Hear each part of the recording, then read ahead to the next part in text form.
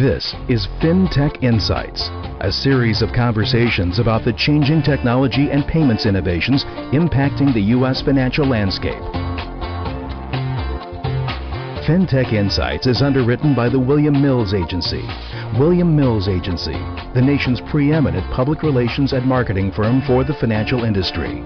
For more information, visit www.williammills.com. Stephen, welcome to FinTech Insights. Hi there, Frank. Thanks for having me. Well, I think social media is all the buzz. We all talk about structured and unstructured data, big data. Now we're getting into preference identification and patterning and being able to interpret structured data. Let's talk about social media as it relates to financial institutions and looking to use social media data and to not only address customer service issues, but also answer other business questions, like new products and that kind of thing. Well, I think if you look at where the future of the banking industry is going, it's really trying to understand the customer better. It's about customer intelligence, and we think that social media is a really incredible source for that. And it's just as you mentioned, it's sort of taking those conversations, those things that people are posting on sources like Twitter or Facebook or other sites, and really trying to make sense of it. How can we understand what customers' needs are? Can we understand some of the issues and problems that they're facing, but also can we start to use that data to identify opportunities? Someone who's maybe asking questions about a change in lifestyle that might lead to a new purchase, like buying a house. There's ways of being able to use social media as a source of customer intelligence. Well, let's talk a little bit about one of the things that I think when you're dealing with technological evolution, and we hear the word change a lot. I use successive transformation as the term I choose to use. I don't think change is so fluid anymore. Forget about it. You never get static any time that you can actually say things changed from yesterday. They just keep moving. I guess the point I'm making is when we would think of old school financial institutions, we would think of a lot of privacy, a lot of security. There was a relationship with the institution that gave you a sense of confidence that your information was reasonably kept secure. Now it's a case where, in a lot of cases, there's the cultural conflict of embracing, say, this new openness, not so much by the customer, but by the institutions themselves. Do you see an embracing of these kind of things like social media and the idea of leveraging, this kind of data for proactive marketing and proactive services as far as customer service relationships are concerned? Well, I think that while customer service, is definitely is a key benefit of social media, and there's others as well. As you said, there's definitely some risks that are involved, and so I think like all aspects of managing financial services, it's how do you put in place the compliance to manage the risk, and there are the types of risk can be risk to a bank's reputation. There can be as you mentioned, privacy and security risks. There's a lot of different ways that risk enters into the picture, but by having a kind of a robust compliance program around your social media, you're able to really address those risks.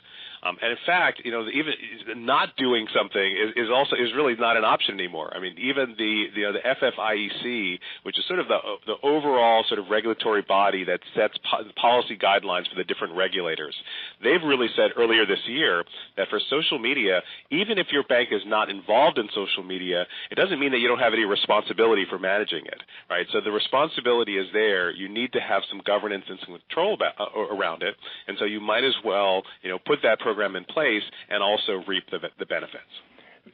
But again, just to go a little bit deeper, let's mine a little bit more into the mindset of the actual professional side of the organization. The actual institutions. Again, there's so much culture there, so much structure as it relates to the ecosystem of the banking system and even the regulations that you talk about. Quick to adopt these things or resistant? There's no doubt about the inevitability that you've got to be able to do it. I think in many cases, certainly the younger generations look at it as a value proposition as far as the relationship is concerned.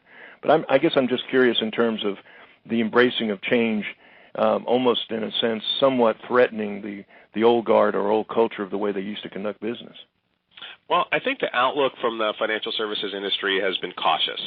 That's sort of the way I would characterize it. I think that people are standing on the sidelines and they see these trends. In terms of how customers' expectations are changing, how their own business is changing, and the role that social media now plays in our daily lives. And it is certainly deeply rooted in that Generation X, Y, and right now those growing demographics account for a really important part of the economy. But from a financial services point of view, I think they've been largely overlooked. And those sort of younger generations in their 20s and 30s, that is the next generation of our affluent customers, our profitable customers, customers who are really going to drive financial services. So from a bank's perspective, they really do need to innovate to be in tune with where the market is going. And I think the leaders in financial services see that and are trying to see how they work through some of these compliance and operational challenges to make sure that they can be where the customer is going. Now, obviously, one of the things that you advocate is proactive programs, identifying social media influencers and engaging them as brand advocates. Maybe go into a little bit about that. Well, I think that the bottom line is that you're trying to gain intelligence about your customers. You're trying to learn more about them. And as in any community, the online or social community has some voices that stand out, more loudly than the others. And by being engaged in social media, you can start to understand who are the people that are engaging with your brand. Are they, ideally, they're people who are satisfied with the services that you provided and they have a great deal of loyalty. You want to be able to activate those people and have them, sort of share some of the powerful stories about why they love your company. And I think that's particularly true for community banks and for credit unions, where there can be a tremendous, bond to the local community and a lot of passion there. Social media really allows you to unleash that passion. And I think it's also sort of defensive in a sense. You can by having those strong advocates, it also helps to counterbalance, those who are maybe more dissatisfied or the detractors. So by building strong advocates and understanding who the influencers are, then you can also use that to counteract any potential reputation risk. Now, talking about a customer acquisition and retention, obviously you're talking about multiple demographics. Is it possible to use social media for all of the demographics, older demographics, younger demographics, as far as using that to engage them to increase customer acquisition? In other words, can you actually identify and say one demographic is more attuned to social media than the other and can be more effective because of the fact that they access it or find it more credible or simply use it more often? Well, I think that if you look at, I think that may have been the case, maybe let's say 5 years ago when social media was perhaps really becoming more widely adopted, that it was more predominantly for younger people in their teens and 20s. But now the adoption of social media is widespread. It really crosses all demographics, and actually the greatest continued growth in social media usage is actually in older folks. So and that's, I put myself in that category too. But those of us in our 40s and above, we are leading sort of the new adoption of social media. So in terms of yes, I think that you can reach out to a variety of different demographics through social media. But of course, the underlying demographics depend on who's actually in your community, right? So the demographics of your community are pretty well reflected in the demographics of social media. And product marketing, I guess, targeting certain audiences for certain products is going to designate what that demographic is going to be. Yeah, I think that it's, and social media is just part of the equation. I think that it's one way of gaining customer intelligence. I think that the key, though, is to really put a lot of different analytic capabilities sort of at your disposal. So for banks to look at social media, but also to look at things like predictive modeling. And so you can start to look at the demographics and people's behavior and say, can I identify who in my community is most likely to to need a certain product, and how do I reach out to them? I can use social media once I've started to target them using some of these other sort of segmentation and other types of technologies. Obviously, it's been such a rapid acceptance in terms of the establishment of, as you mentioned, 3, 4, 5 years ago, of some of the fundamentals in social media. Now we're into a much more elaborate and robust environment. Talk a little bit about the change inside the boardroom. You just brought up an interesting point that intrigues me, and that is, how do you interface with, say, traditional marketing and advertising and product development? Are you at the table, or do they come independently and ask for analysis or research? I mean, how does that work? Well, I think that from the organizational perspective, so from the leadership of the bank, one of the questions comes up around customer intelligence and social media is, what's the ROI? How do I get an ROI? And for my firm, Beyond the Arc, that is our focus. We help companies to work through customer experience and social media to identify ways to capture the ROI. And the way that we do that is by taking their business strategies and using these tools to reach their business strategies. So it's not about creating a social media strategy or creating a social media metric or a customer intelligence metric. It's really about the metrics that drive your business. How do we use social media to accomplish that? And that's how we work with the senior leadership to try to answer some of those questions. Let's delve into some actual examples. What are some of the companies doing that's really different than in the past? I mean, we talked about unstructured and structured data. What are some of the things that you can bring to our conversation that companies are actually doing that's different? Well, there's a couple of leaders, I think, in the area of, I call it sort of customer centricity, sort of putting the customer at the center of their operations and using customer intelligence and then acting on it. So examples that really come to mind, I mean, one I'd say is USAA. I think that they're a good example of a company that, even though they have a very strong loyalty and they have an excited and activated sort of member base, they're continually focused on innovation. And so they have been one of the first to adopt advanced mobile technologies. And what their intention is to make it easier for customers to interact with them. And so they've used this. They went out and they used voice of the customer and social media to understand those customer needs. They heard that customers wanted sort of more and robust mobile access, and they've offered some of the best-in-class mobile applications and mobile support based on what they've learned from their customers. Now, you mentioned earlier regulatory considerations. Maybe go into a little bit more about what banks need to be aware of when it comes to using analytics and social media.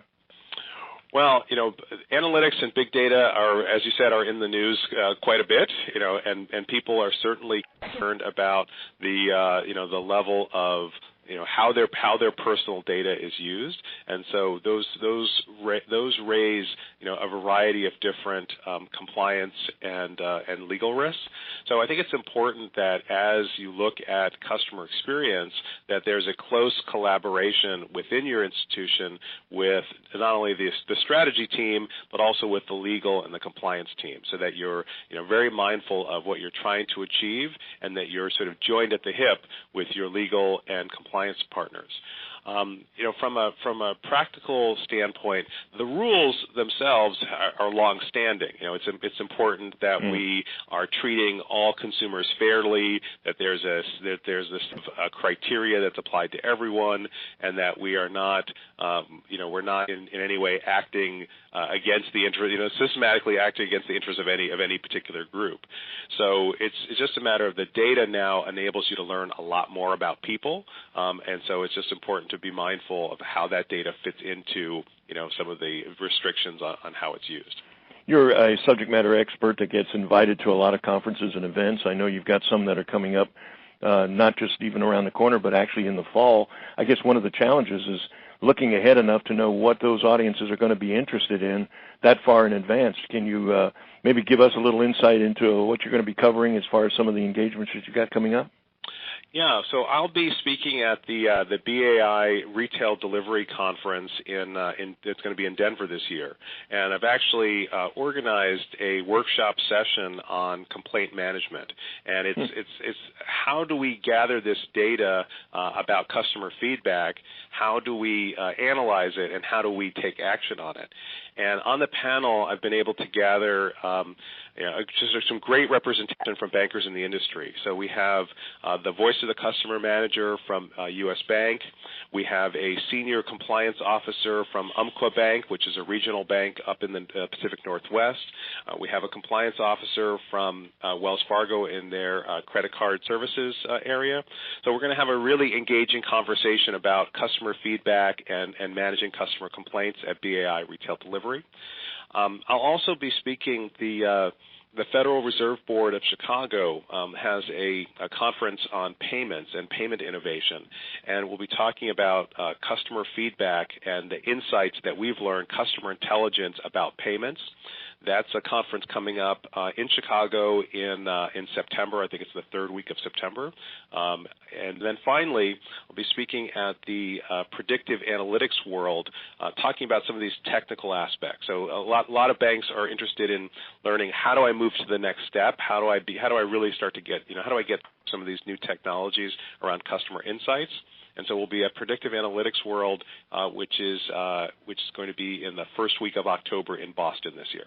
Pretty exciting time. Lots of dynamics going on. Change, as I mentioned earlier, is almost an antiquated term anymore. Certainly in your particular niche, it's a dynamic fluidity, exponential. I mean, I'm not even sure to categorize it anymore, but certainly it's great to know that you got such a clear focus and an experienced understanding that gives you the thought leadership to share with others who are looking for this kind of information. Stephen, thank you so much for taking time out of your busy schedule to join us today on FinTech Insights. Frank, thank you very much. I've really enjoyed the opportunity.